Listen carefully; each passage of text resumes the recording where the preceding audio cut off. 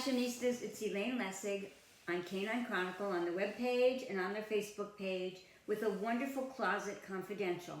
We're going to be talking to Dr. Diggs, who was the 2024 winner of the Best Veterinarian from Westminster Kennel Club, and he has a wonderful new permanent attachment to his name, and that would be that he's the Westminster Kennel Club resident veterinarian. He'll be at the shows this year. You'll have plenty of opportunity to meet him. He's a wonderful, wonderful man and a delight to interview. And so without further ado, let's get on to say hello to Dr. Diggs and welcome to Canine Chronicle and welcome to Closet Confidential. Hello, Dr. Diggs. Hello, it's Elaine Lessig on behalf of the Canine Chronicle on their Facebook page and on their webpage, and I have a very exciting Closet Confidential. As you know, I'm not in my closet, but I'm in a small office, and that works so the new closet gets made. But in the meantime, here is someone I'm desperate for you to meet. And I'm using the word D for desperate because I'm doing a wonderful interview with Dr. Diggs. And I understand you have a little bit of a nickname. My name is Jai. Actually, my middle name is Jai. So everyone growing up where I grew up, they didn't like Trayton, so they just called me Jai.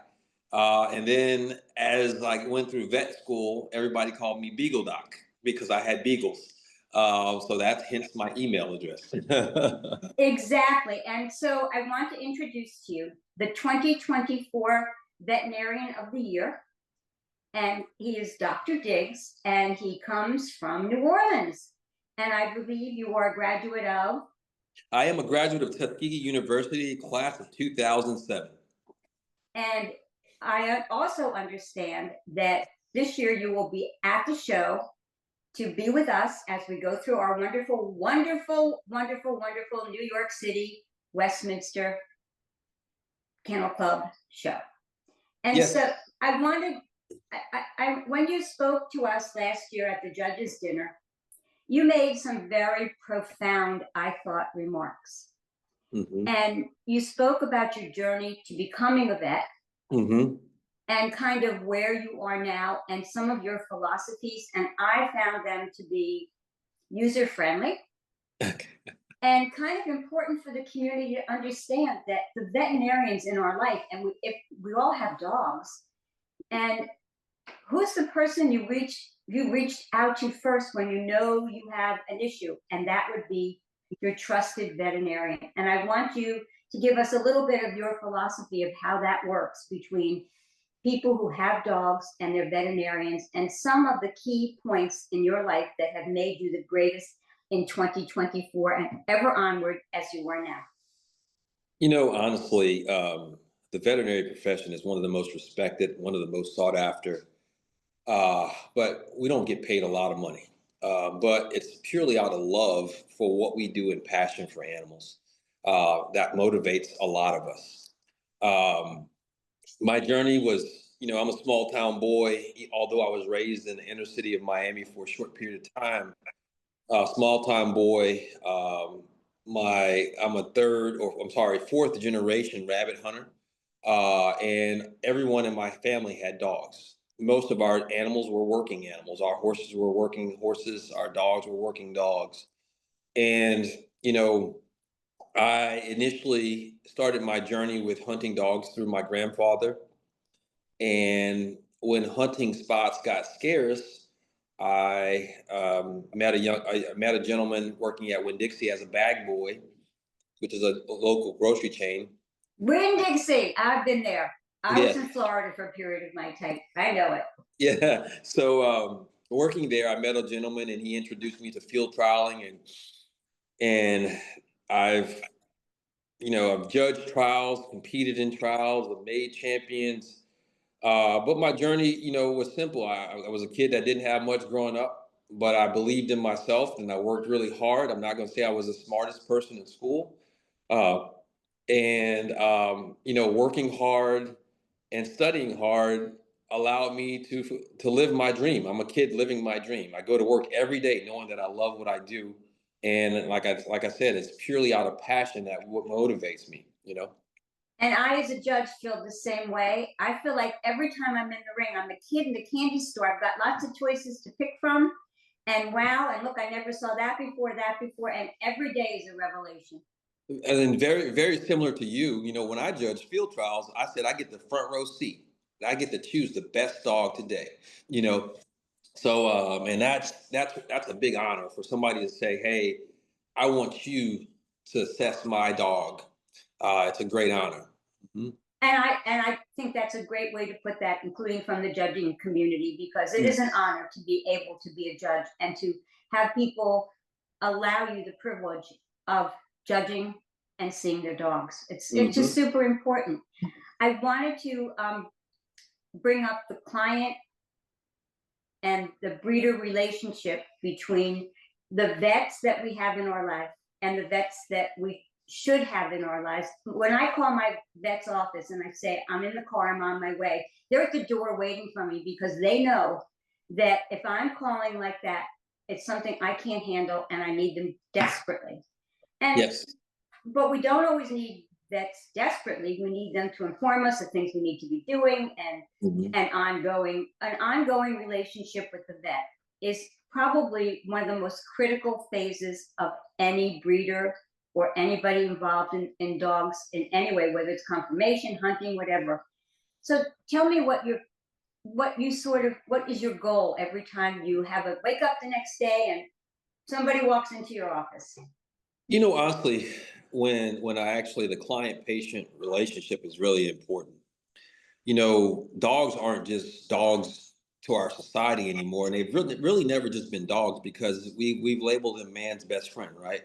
So, every time I have a client that comes through the door, my goal is to one, make sure that I give them my undivided attention, to make them understand that, or allow them to understand that, hey, I'm here for the benefit of your pet. And, my goal is to make sure your pet is happy and healthy. And I also want them to know that it's never about money. It's always about your pet is priority to me. And I want them to be comfortable with me.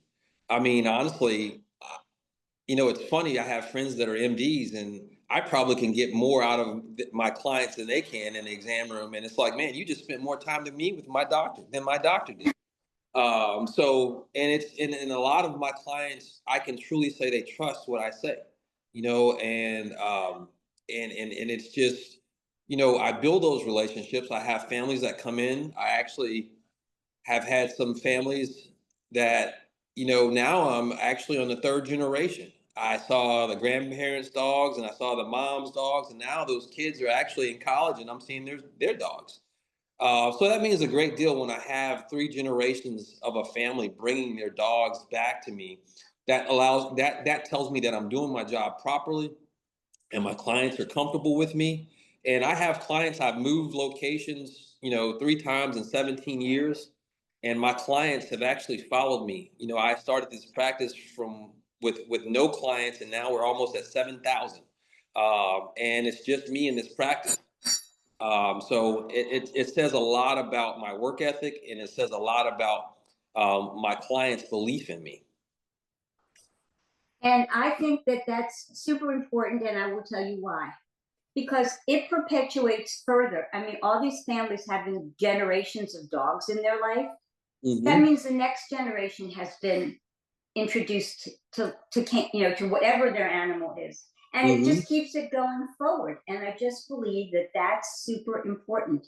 That when growing up, our son, we got a dog when we had come from homes where there were dogs, and so when he was of an age, we got a dog, and that dog grew up with him until the just before he went off to college. The dog died. Oh, So, wow. and what we did is we went back and we went out and got another dog. And I Hmm. think that that's a lot of what a really good vet will do for you, Hmm. and keep you in that kind of a position where you know that you will be having somebody that cares for your dog. And also, part of the client relationship, I think, is how we, for example, dealing with me or any of your other clients, because if you get shut down, that doesn't help. One of the things I teach students, and I'm fortunate enough to have a lot of students that seek me to actually mentor them while they're in veterinary school. And I have not only veterinary school, but college students, high school students, junior high, and even elementary students. It's a joke. The laughing joke around here in the summertime is that my clinic becomes a veterinary camp during the summer. Um, Can I but help you, Dr. Diggs? Can I come help you? yeah, so it's one of those things I tell students all the time. The owners know their pets better than you do. You have to listen to them, and that's key. Listening to the client, they know their animal. And when a client says, "Hey, my dog's not right," they're around that dog way more than you are. We only see them a small fraction, 30 minutes, 40 minutes, an hour, 2 hours maybe, if we're really working them up. So when they come, when they're concerned enough to call or bring them in, you have to open your ears and open your heart at the same time to understand that this is important to this client. It has to be important. I mean, when you notice, I mean, when you live with your dogs, and maybe I have an advantage a little bit of being, a judge and watching dogs like, day after day sometimes. When something's not right. I even will see at some point in time a dog in my ring, and the head's down, it's got something going on maybe with its eyes, and I just comment and I said, "Oh, it looks like your dog's having a little bit of a problem today. You might want to get, when you get out of the ring, take a good look and see what you see." And people will Hmm. come back and say, "Thank you so much. He had an eye infection." And I Hmm. think that we all need to be able to understand our dogs. Right. And I'll say this, one of the things about today's society is there's so many resources available. And so a lot of clients will go to Google, they'll go to friends that are dog breeders, they'll go to dog trainers, they'll go to Petco or PetSmart, some of their pet big box pet stores, and they'll get advice. And my thing is, I always try to educate my clients when they come in with a new puppy or their new clients about what's good advice and what's bad advice. And I always ask them to, when you're on the internet and you're doing research, I always ask them to say, "Hey, is a veterinarian publishing that? Or is a trusted dog resource publishing that? Or is it coming from a veterinary school?" I then say, "Do they have any scientific data to support those theories?" Because that's one of the big things. There are a lot of pet food companies out there, and I'm one of those guys. I said, "Hey, if that company hasn't provided me with any data to support that research or that diet, then I can't recommend it." So I'm just one of those guys. I believe in science, and that science helps me make my patients healthier. And I put those scientific methods into place every day when I go into the exam room and I'm interacting with my clients. And it's an amazing world in how forward medicine is coming, both with new and wonderful discoveries. For example, so many of the things that the Canine Health Foundation has done, where Yeah. they have done testing on different interesting and things that have been conundrums for so many years for us as breeders, and you as a veterinarian, and suddenly they find something that kind of opens the window. We've gotten lots of different cancers under control. We're aware of them. We know what to do with them, and and that's kind of where the human space and the dog space come together, because a lot of what they're learning about dogs is being transferred right over into the human medical, and vice versa. We learn something that, oh, we can fix this with this and this, and it's becoming a whole different world. When you go into your vet, there's so many different opportunities that you have to offer.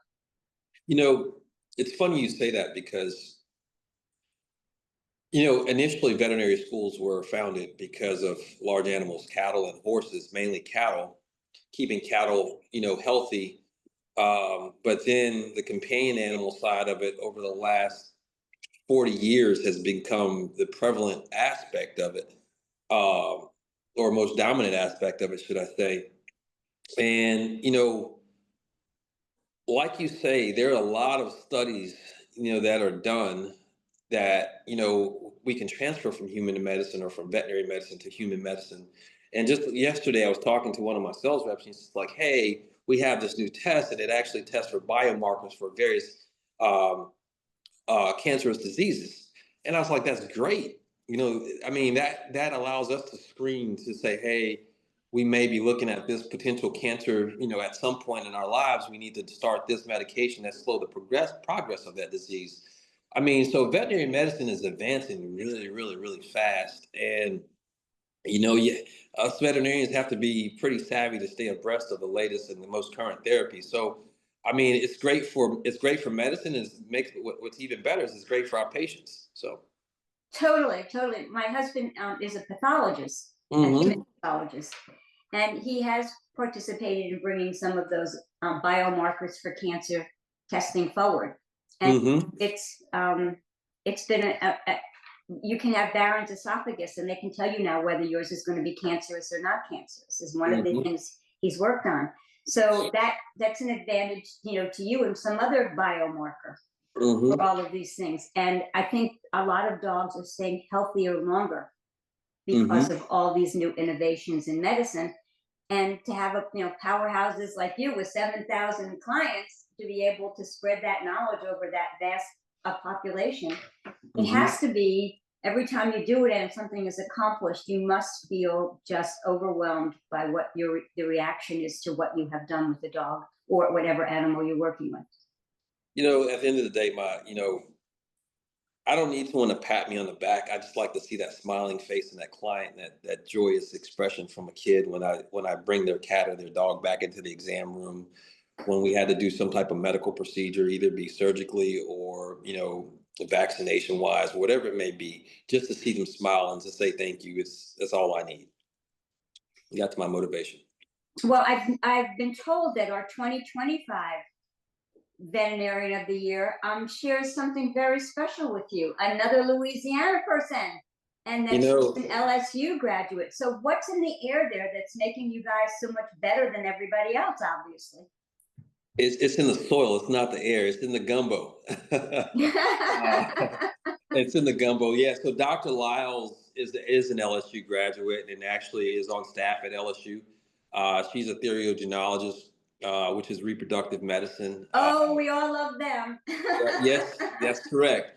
And I've been fortunate enough to actually, Dr. Lyles and I actually share some of the same clients because I do a lot of reproductive medicine here in my practice. So it's really a blessing. In Louisiana, we can say, hey, we have two veterinarians that are veterinarian of the year. And honestly, when the panel decided to vote, I gave the cast the last vote because I didn't want them to think that I was biased initially. So but one of the things that people don't realize, you may not see Dr. Lyles in a practice, but you see Dr. Lyles, she's educating the next generation of veterinarians. And that's really, really integral in this profession, teaching students the things that need to be taught to make them successful veterinarians. So it's just, I'm over the moon excited for her. I can't wait to see her at Westminster in a few weeks. I sent her a text message telling her congratulations. She's like, man, I could not believe I was selected. So, Well, the Breeders of America will be very happy to know that there's some wonderful therapologist up at Louisiana State University that's teaching other veterinarians, and that's I have to say for myself, I live in New Jersey, so I'm in mhm. not far from New York and Connecticut and a couple of other places. We really struggle. It's actually in our society today, unfortunately, a lot of bad practices from not the dog fancying world, but just poor breeders have made the breeding practice frowned upon by a lot of folks. But you have veterinarians that say, hey, we need this, and they go on to study it. Actually, it was one of my areas of interest. That's why I did it. But I was a little bit older when I finished veterinary school, and I was like, I don't want to go and study for 4 more years to be a specialist. I was almost on that path. They almost convinced me. And I was like, I was almost, and I was 30. I was 29 when I finished veterinary school. 30 when I finished my internship, and I was like, 4 more years. I don't know if I want to do that. Well, then But you wouldn't have wanted to be a pathologist because that takes even more time. yep, I have several classmates that are veterinary pathologists. Hmm.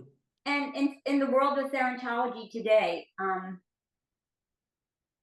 we find maybe because we're in a more congested area, it's really hard to get access to them, and they tend not to want to stay in this area. So I hope that some of those students at LSU would look back up to this area and say, "Hey, we got plenty of room for you here, so you come on down." When I meet I'll meet Dr. Lyle Yes, at Westminster. yes, Um, she's great, and you'll love her. Like I said, definitely an honor to have a fellow Louisianian as Westminster Kennel Club Veterinarian of the Year for 2025. So. it is an astounding, astounding accomplishment, both on your part and on Hmm. her part. And it just shows that you never know when you meet people what it is that they do and what it is they do well. And so, with representatives like Dr. Lyle and you, Dr. Diggs, out there in our community, I think we have the effort with Westminster absolutely putting such an emphasis on the relationship of our veterinarians with the dog fancy. I Hmm. think we're going to make some really good progress in the next couple of years. Maybe get some of these viruses out of the way that pop up, that nobody seems to know where they're coming from, or Hmm. just to continue to produce healthy dogs who have good food to eat, good places to live, and someone who cares for them. And I think that is the real bond that we all share together. Yep, and one of the best thing, and one additional thing to that is educating the clients about all of those things. As a veterinarian, I always train my students that you have to build those relationships, and you have to, like, again, earn the owner's trust and talk to them about those things. Don't be afraid to talk to them about nutrition. Don't be afraid to talk to them. Hey, your dog has a condition that may not which is genetic, and you may not, it's not recommended that your dog breed this dog. I'm not afraid to have those conversations with my clients, and the better, and when you know better, you do better, and if you teach your clients better, they're going to want to have better practices. I totally agree. Now, just on the other side, tell me about your beagle hunting real quickly. So, I don't get a chance to do as much hunting because every weekend it seems like I'm at an event for something. Either it's with my children who play sports, um, something else. Especially Well, I'm being seeing all those manager. blue ribbons in the background, so I figured there's a story to those. Yeah, so those are just. So we just had Purina come here and shoot a commercial, and I don't ever spend much time in my office. So I had all of these trophies and ribbons in a box, and I think there's probably over 50 blue ribbons up there on the wall, and that's not. I've won a lot of field trials in my day. I've been really fortunate. There was a lot of awards on the walls, which you guys can't see, but I've been really fortunate and blessed to say that I've been able to win the AKC National Beagle Field Trial in 2015. I've judged it just about every SPO format with beagles. I've actually judged. My dogs. Not only are they field trial dogs, but they're also, we go hunting together. So they simulate the hunt, but they can also actually hunt. So maybe once or twice a year, I'm actually able to go on a really, really good hunt with some of my friends and my family, because it was something that, back in the day, Thanksgiving Day, my uncles, my dad, my grandpa, we all hunted together. So it was like a family tradition. My grandfather, unfortunately, is deceased now, but my uncle and I, we still go hunting together, and he's always calling me to either for a good dog or for a hunting spot, because he knows that I have access to a lot of those nowadays.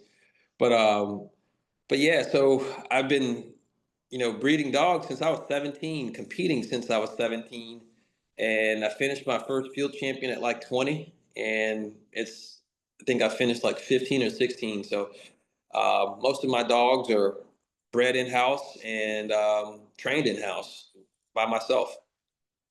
It's wonderful to know, and this is from a very personal thing that I have come across. I find that the veterinarians who do participate in some sort of a sport with their dog, whether it's conformation, hunting, field trials, beagle trials, whatever, they seem to be able to have a better relationship with the clients who are really into their dogs, whether it's breeding or showing them or whatever. And so I think it's a treat to be able to know that there are, I'm sure, other people, perhaps not as famous as you are out there, that do these kinds of things.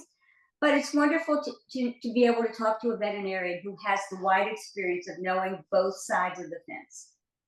It's again, it's almost like me judging a competition, me being present at those competitions and clients asking me questions. I have no problem with answering questions, and I'm not afraid to say, hey, I may not know the answer to that, but let me find out, because there's some things.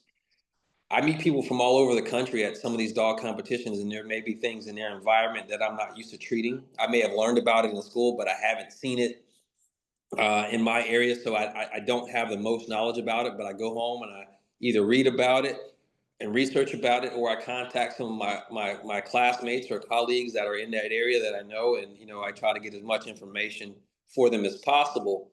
Um, you know, the dog world, it crosses over. I'm a field trial guy, and next thing you know, I'm doing reproductive work for a lot of the conformation people here in New Orleans. The next thing you know, I got lab owners coming from Texas and Mississippi with field trial labs that want me to do surgeries on their knees and reproductive medicine. And next thing you know, I got bull mastiffs coming from here and there. I mean, it was like somebody just threw gas on the fire, and it just grew really fast. But like I said, I can't say that any of this was possible without God. And I just, like I said, I'm a little country boy that's living a dream. And you know what? It's a wonderful dream to come true. And I hope there are lots of people who are going to be going through Westminster and the days coming up from Saturday basically through Tuesday night when we award Best in Show. And I'm Yep. sure you're going to be available to the public to meet. And Yep. I think you are a man both worthy of the award and definitely worth saying hi to. And Yep. I cannot thank you enough. First of all, again, congratulations. I just think I'm still amazed that Louisiana has all this wonder of wonders. I'm jealous. But in any event, we will see you at Westminster. And Yes, thank you ma'am. for your time. And I will say, on behalf of the Canine Chronicle, on their webpage and their Facebook page, this is Elaine Lessig with Closet Confidential and Dr. Diggs from New Orleans. And thank you again. What a pleasure that you are in our world. Thank you so much. It was a pleasure to be here on this platform with you with Canine Chronicle. You all have a great day. Thank you so much.